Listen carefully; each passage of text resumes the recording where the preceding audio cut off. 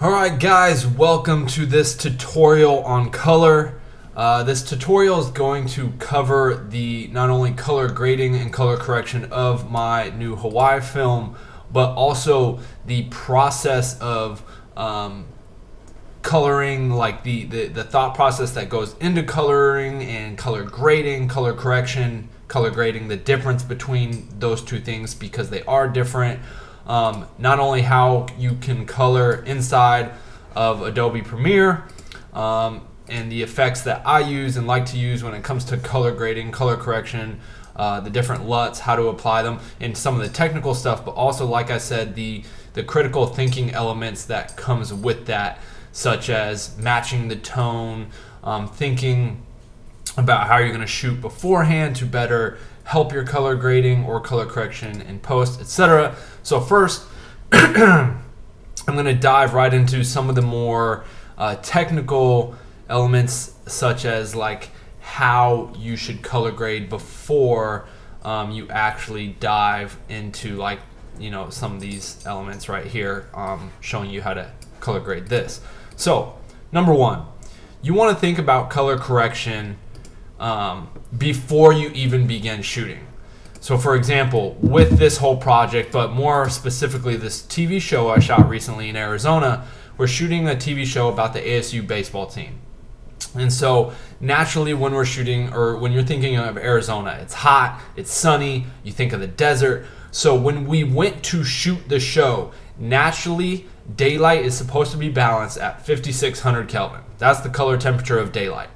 But everything we shot, I made sure we set the cameras to 6000 Kelvin, and on some days 65. And the reason for this is I wanted the show to have a very warm look. We're in Arizona. We're talking about the Arizona Sun Devils, gold, maroon, like it needed to feel warm. And so we shot it warmer. And that, so you need to start thinking about color correction before you even begin shooting. You need to be thinking about color and what are these colors and tones. How can I better tell the story through color? Because color correction and color grading is very much an important role in perpetuating a mood or a tone that you're trying to have your audience feel. For example, with these Hawaii clips, you'll see a couple differentiating clips where it's kind of stormy and darker, and naturally I took those clips down to more of a bluish hue, or a little bit colder on the color temperature as well in the color tabs, because I wanted to feel cold, dark, stormy.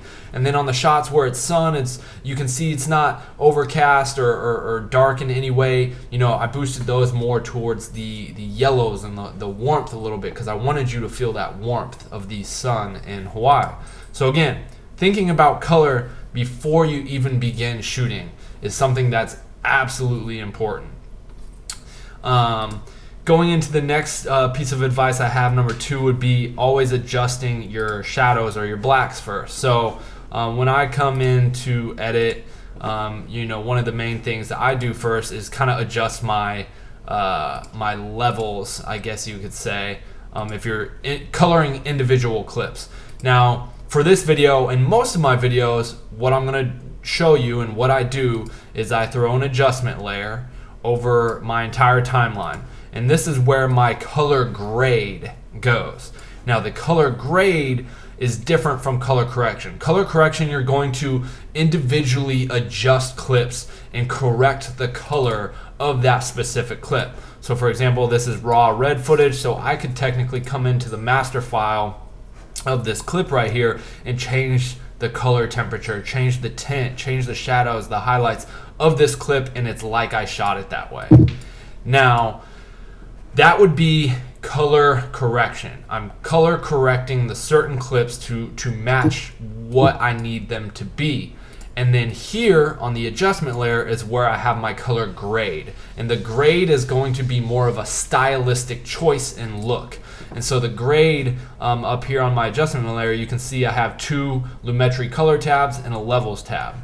So this is where you dial in kind of that more intense look, if you will. This is going to be the grade. So the first thing I do as far as the adjustment layer, you know, when color grading is come into this effects tab, add Lumetri color, come here, drag that onto here. And so this is the first one that I did, and I'll kind of go through what I did here. Let me see if I can click it on and off for you guys right here so you can see. Give it a second here. So there's off, there's on, off, on. So you can see the little bit of the warmth and the temperature boosted on that specific LUT, as well as the saturation. You can see the greens pop a lot more, and then also in the shadows over here, the blues pop a little more. And that's just kind of coming from a boost in the saturation and vibrance, but also dialing in the wheels. And so I'll go into it here.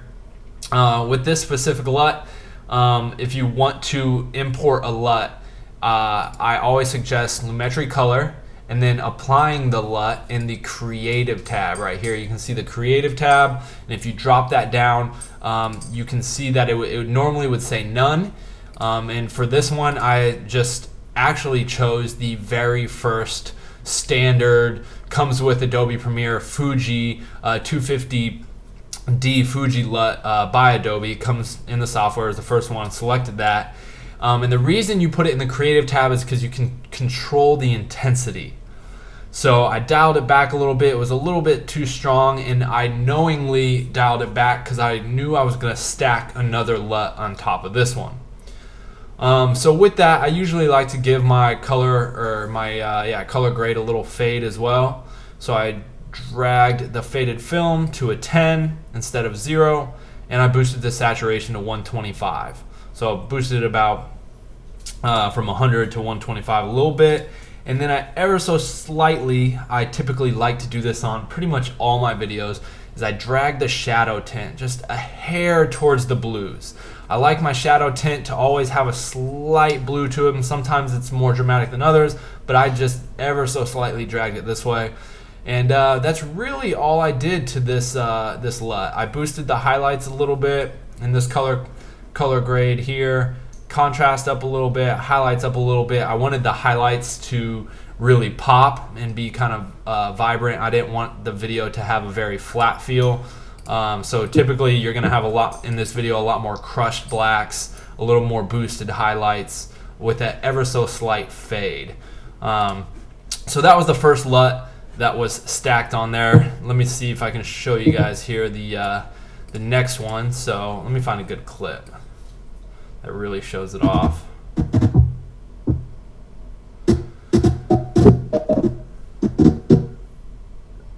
So also when it comes to coloring, like I said, you want everything to have a mood and a tone when you're coloring. You need to know the purpose of why you're coloring that clip to best enhance it, if you will. I've got to find a really good clip for you guys. All right, let's see here.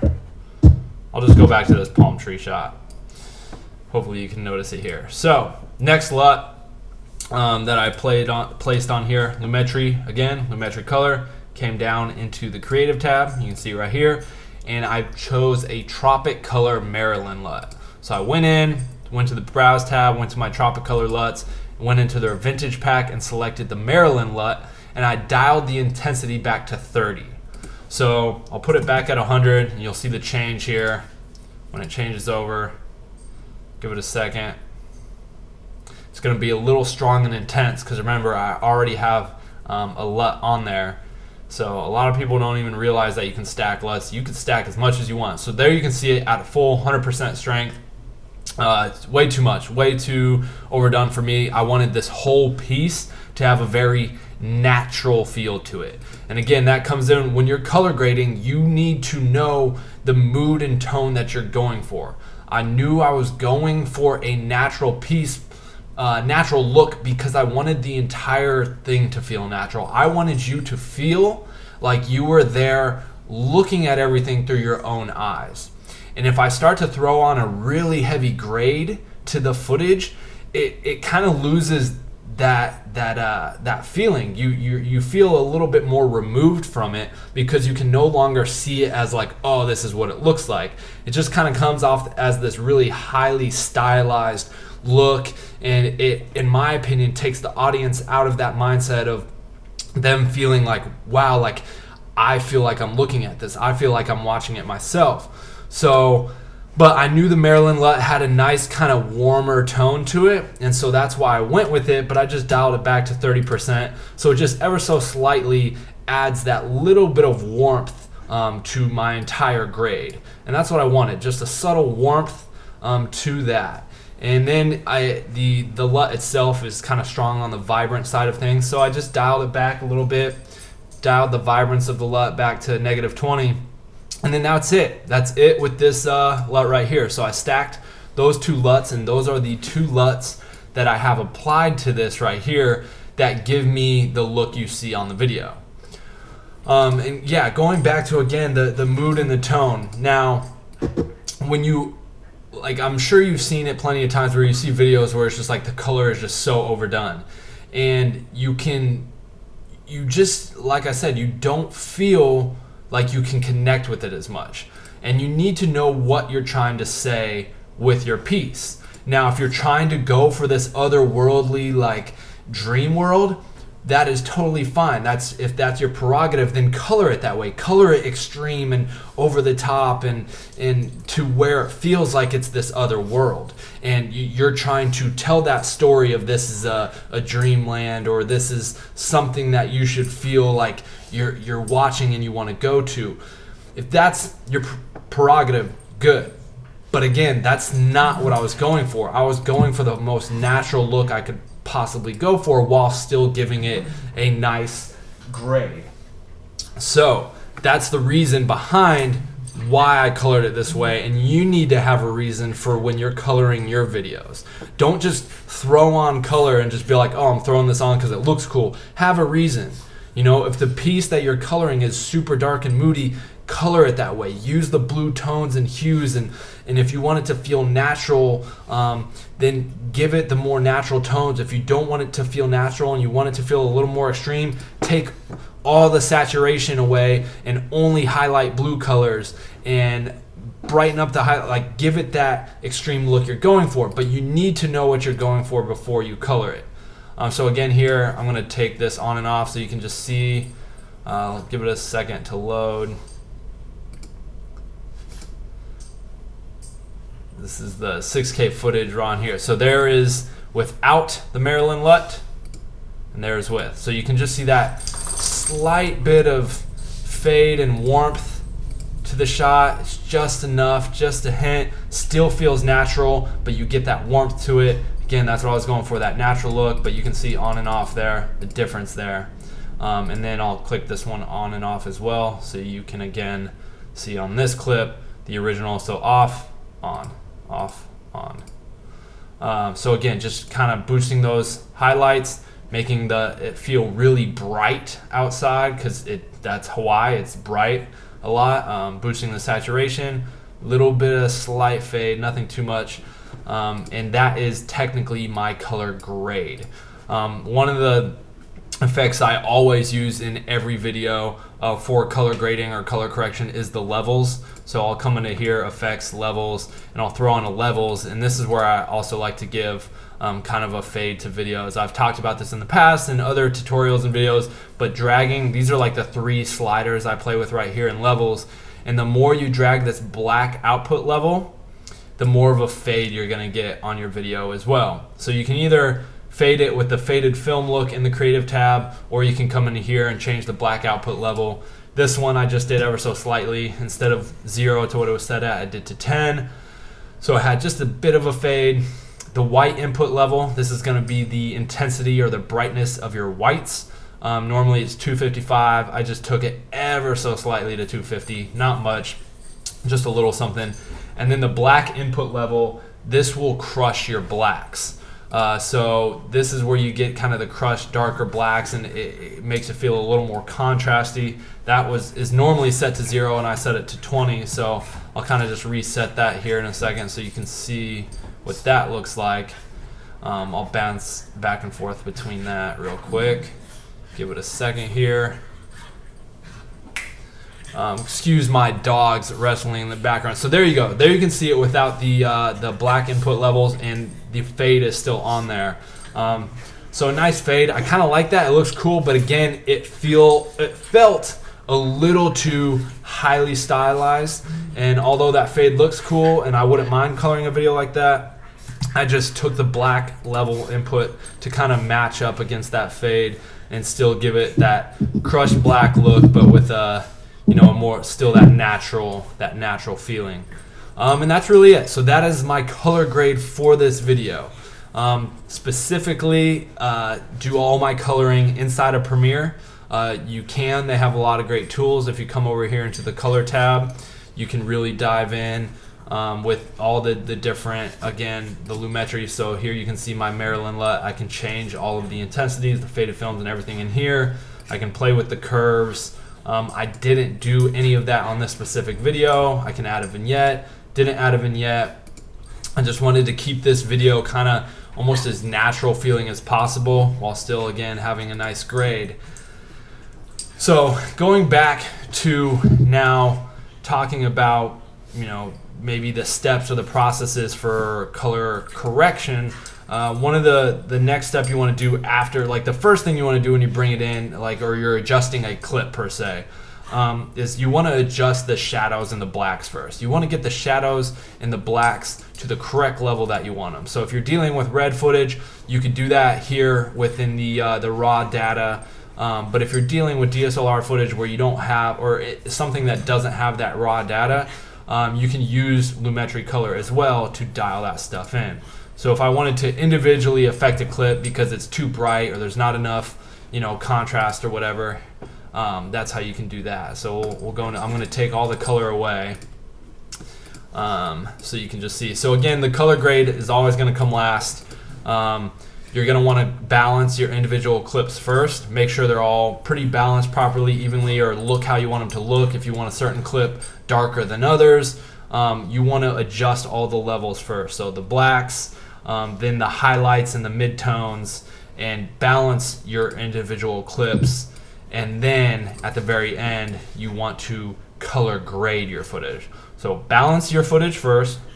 Color correct it first, balance it out, get them how you want them to look, brightness, midtones, highlights, shadows, then come in and overall grade your footage.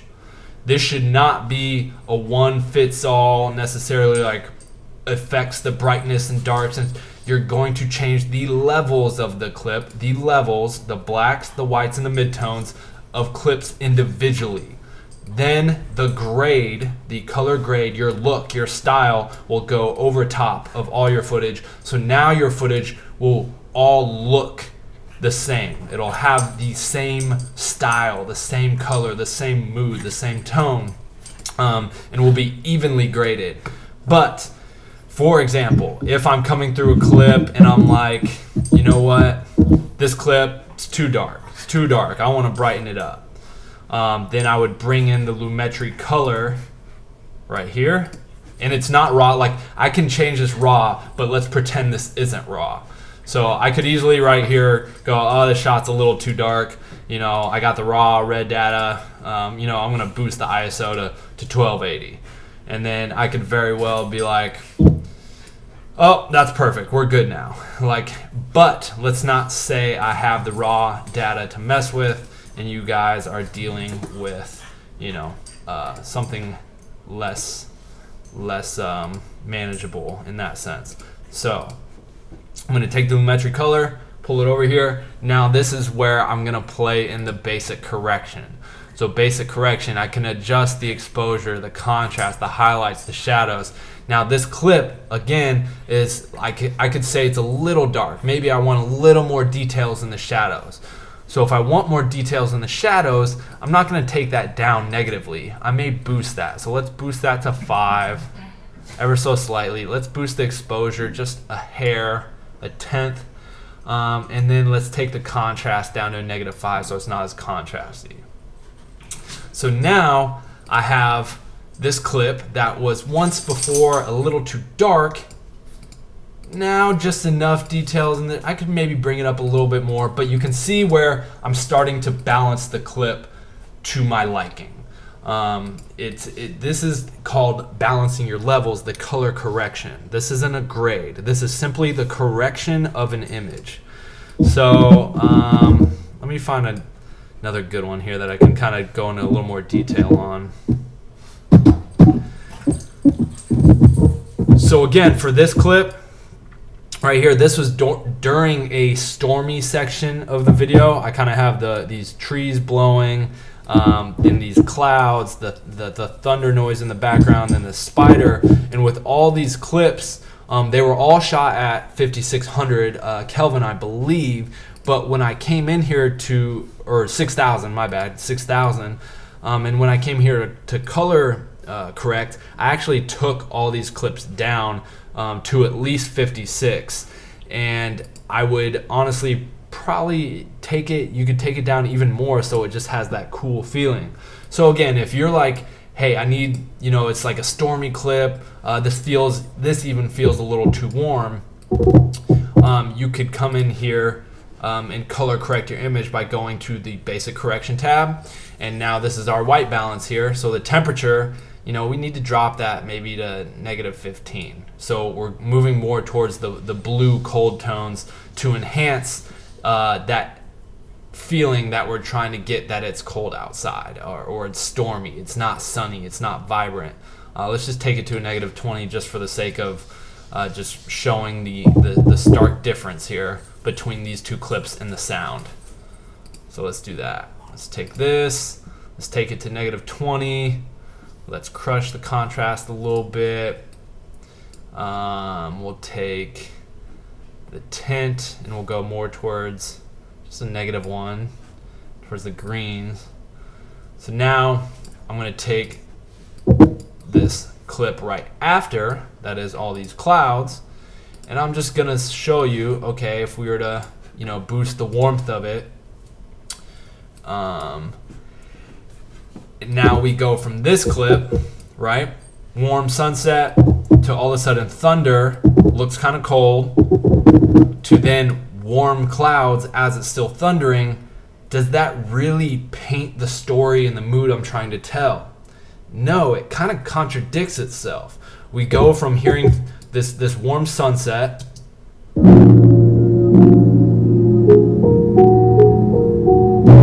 thunder,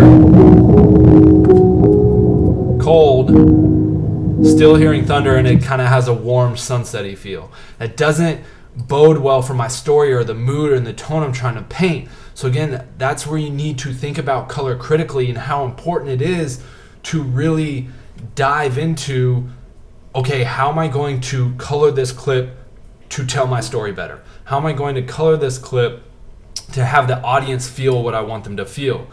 And I think that gets overlooked a lot. A lot of people don't look at that kind of thing and how important that really is.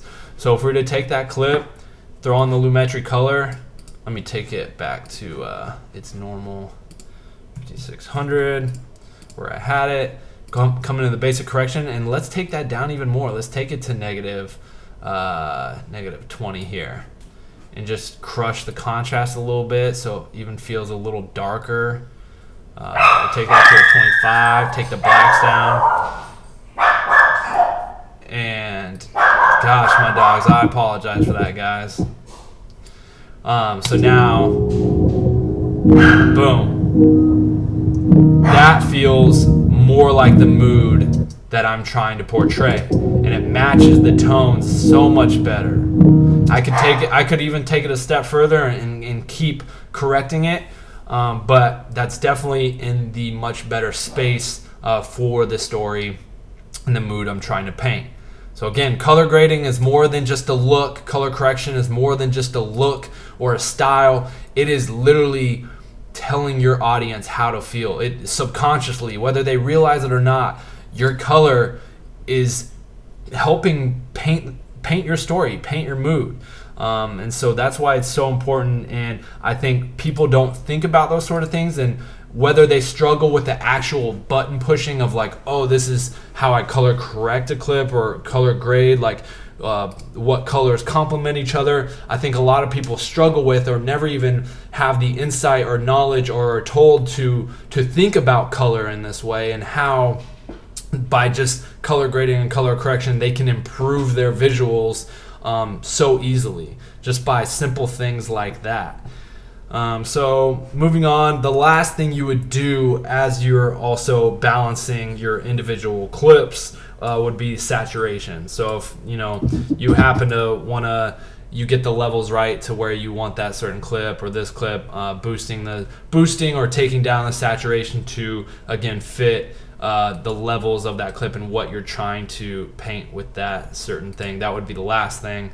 So again, you're gonna go blacks or your shadows, then mess with your highlights, then your midtones, and after you have that kind of good exposure and the levels, the exposure of that image down, then you might play with the saturation and the vibrance of those clips a little bit, and then from there you can begin to experiment on the last step with your color grade and grade all your balanced clips. One thing also, let me just show you how levels, oops, sorry, deleted that clip on accident. Let me show you how levels would affect a clip like this. So if I brought this levels over and wanted to, again, these three tabs are the ones I use: black input for the blacks, white for the white, and the black output for the fade. You can also, every once in a while, I'll adjust this, the gamma right here. By taking this down, you can see just what it's kind of doing, the gamma of the clip. Every once in a while, I'll play with that. Kind of rare, but it's there. You can mess with it if you want to. So the white input level, 255, let's drag that down. And you can see the more I drag this, the more my whites start to kind of blow out and pop. So this is, again, levels is used, like its name said, to level and balance your clip's exposure, and the different levels of the clip. But if you want that little poppier, the poppier whites, you can drag that down. Just know you're gonna start to lose some detail. So it just also depends too, the look you're going for. If you're going for something that has more detail, or if you're going for something that's just a little poppier. But this is definitely, the levels is a way to get a poppy look by playing with the black and white inputs, to you can get more of a fade as well. But typically here you can see the black input here. I crush that down and it gives me more of that like crushed black contrasty look that some of you may be going for. But this is something levels I always use along with lumetric color. Now in the color wheel, let me just get into that real quick. So if we're gonna go over to color correction here, let's go into the color wheels of this particular clip. Find a good marker on it there. That's pretty good. Color wheels. So like I said, color wheels in pretty much any color software is where you're going to dial in the colors or tones of your three different layers. You got the shadows, you got your midtones, and then you got your highlights. So shadows, like I said, I typically always kind of come down, I'm going to do, for dramatic effect, drag them far so you can see how they affect the image. But typically always like to drag the shadows into the blue. I like a bluish green kind of shadow. And now this is where complementary colors come into play. Now, if you notice, this is a color wheel, and colors that complement each other are on opposite sides of the color wheel. That's why they're complementary. So you don't typically, I wouldn't suggest it. It's just not the way to do things, to drag your shadows towards the blues and then to drag your midtones towards the blues. That's the same color, so you're just gonna kind of muddy the image with that same color overall. Now, if that's the stylistic look you're going for, where everything has this blue tint, awesome. Make that theme throughout your video so it's known, it's intentional, it looks intentional. But if you're going for complementary colors, things that look pleasing to the eye, you're gonna want to move that in the opposite direction of where you put the shadows. So like midtones and highlights, I would move more towards the warmth, since highlights would be more the sky, sun. I'm gonna move that slightly to the orange, and again, I'm gonna drag them for more dramatic purposes, but I'm gonna drag the highlights to the opposite of the shadows, because shadows are the extreme opposite of highlights. So shadows down in the blue, highlights up in the yellow and orange. So that's typically what I like to do. Color wheels, you want to be subtle with these. Like I said, the more you just drag them up here, it's just your image starts to get a little crazy and OD. Again, if that's the look you're going for, that's the look you're going for. Make it look intentional. But again, my shadows typically for me, I think, and I've seen, I kind of know a few other directors and colorists that do this same thing as well, that they love to have their shadows just ever so slightly in the blues, and then they like their mid-tones and their highlights more in the yellow-orange range, which is a very popular look that a lot of people coined as teal and orange, and that's why you'll see a lot of these teal and orange LUTs. You know, and a lot of these companies offer teal and orange as this Hollywood movie look because it's kind of become a standard look for, like, you know, it's pleasing to the eyes, it looks good, it looks big and pretty. And so typically what I do, again, depending on the project, I don't color everything the exact same way. You should never color everything the exact same way, because each project should, you know, its tone and color should match what the project is, and not every project and every video you do is going to be the same. I wouldn't color a film noir short film the same way I would color a Hawaii music video or travel film. It's just, they're completely on opposite sides of the spectrum, so why would I color them the same way? So again, depending on the project, the mood of the project, the story of the project, the characters of the project or video, whatever, you need to think critically about how your color is going to push that and make it better. That's one of the most important overlooked things of color correction and color grading. It's not even so much about pressing the right buttons and getting the right color matches, but coloring it properly to what you need, you know, your video to be, period. Lastly, something that I'll do in Adobe Premiere here is I will do a vignette every once in a while. So, but I'll put the vignette over on my adjustment layer because I don't want it on individual clips. I want the vignette to affect all the clips, so all of them are evenly vignetted the same way. So again, anything that's attached to adjustment layer affects all the clips below. And on this particular video, I actually didn't do it, but I typically do like to do a vignette, very so slightly, but I didn't on this one. Typically, I'll come in, so you can do the vignette right in the lumetric color. If you see lumetric color, hit the down arrow. If you just go to the bottom, close that, you'll see at the bottom of the lumetric color thing, vignette. Just hit the down arrow, showing that it's active, but there's nothing on here right now. Just to show you guys, I'm going to take that to a -5, which I think is the max I can go. Yeah. And then I would feather it off. Usually it sits at, what does it usually sit at, 50? Yeah, so I usually like to feather it up to upwards of 90 so that the vignette's very soft and unnoticeable. My opinion and advice is if the vignette is noticeable, it's too much. If it's apparent, it's too much. So just subtly being able to, let me throw that vignette on there and see how we're looking. Oops. And all right, wait for it to pop up. Give it a second, it's loading here. Come on, computer. It's a lot of footage here. So there you can see kind of the dimness, the dark edges, and it's just ever so slight. That, in my opinion, would be a proper vignette, and I could play with it some more and adjust it for sure, but this is when it's not correct. When you're doing something like this, give it a second to load.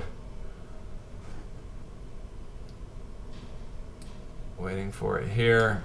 When you notice it and it's just distracting from your image, from your video, from your project. Give it a second to load. It's still going. That. Obviously, too much. OD. It's apparent. You notice it. It takes away. It's distracting. That is not a good vignette. Even if I were to take this vignette, again, this is unfeathered or not feathered a lot. And that's why I like to feather it a lot, so it softens it up. So watch it go from even this right here, which was I think at 15%, to the 90%. Watch how much of a difference that high feather makes of tethering off, my bad, there you go, it feathered it a little bit, so you can see just that fade. Again, too much, too strong. This is where you notice it, and that just doesn't work. So a vignette is proper and can be useful to drawing your eye's attention to the center screen, but you need to know when it's too much and when it's not. Lastly, kind of something that you can do is I don't mess with this too much in here, Adobe Premiere, but I will mess with secondary colors in like Magic Bullet, which is a plugin. So if I were to go here, I do have a Magic Bullet looks from Red Giant that I will throw on individual clips and adjust certain colors. So for example, if I wanted the greens to pop a lot more and I wanted to desaturate the blues, I could throw on the Magic Bullet looks, go on to the HSL secondaries, and I could desaturate the greens entirely and make the blues pop so that only blue was in the shot and there was no green. And that's how you can get some really highly stylistic colors, treatments, and looks. And really do some unique stuff. I've done it in the past where the entire video will be black and white and only red stuff will pop. So in the video we had a red car, red shoes, red shirt, and like the entire video is black and white, but everything that's red stands out. And that's where you can kind of get creative and do some fun things. And again, that goes back to the style of the project. That was the idea going into the video, even before we shot it. We knew, hey, everything we shoot in this video is going to be black and white, and everything that's red is going to stand out. So we had to make sure that we knew everything that was in the shot that was red, that was going to be seen in post. It wasn't going to be black and white. So we had to plan and plot certain shots and props to be in certain clips, knowing that. And so that's what, again, it comes back to thinking about color always, even before you shoot, even before you're on set shooting, thinking about color, what colors are going to be in shots, how it's going to affect your end product. So color correction and editing just in general comes into play even before you start in post. It starts day one, preparation. You need to be thinking about that stuff. And yeah, color is super important, and I take pride in just, I feel like I got my artistic and colorful eye from my mom. I grew up drawing, painting, and working with color a lot. She was an art teacher when I was growing up, and so I think that really honed in my eye for what colors complement each other and how to properly expose and paint an image and color an image properly. And so shout out to my moms for that. But color, just like anything, you can get better with practice. Just continue to work on color correction, color grading. LUTs are a good way to start. I recommend Tropic Color for obvious reasons. I feel like they're some of the better ones in the game, the most affordable, and I've developed them through a lot of my own projects and those are the only ones I use on all my stuff for good reason, because I and my friend Tom have created them, we try to make them as affordable as possible for young filmmakers or filmmakers of any type, any budget. And we use them on a lot of big projects. And even the new TV show I shot that's going to be coming out, I think sometime in January, it was color graded with Tropic Color LUTs. And now a LUT is not just a one-all be-all, you copy, paste it on. As you saw, you have to adjust everything.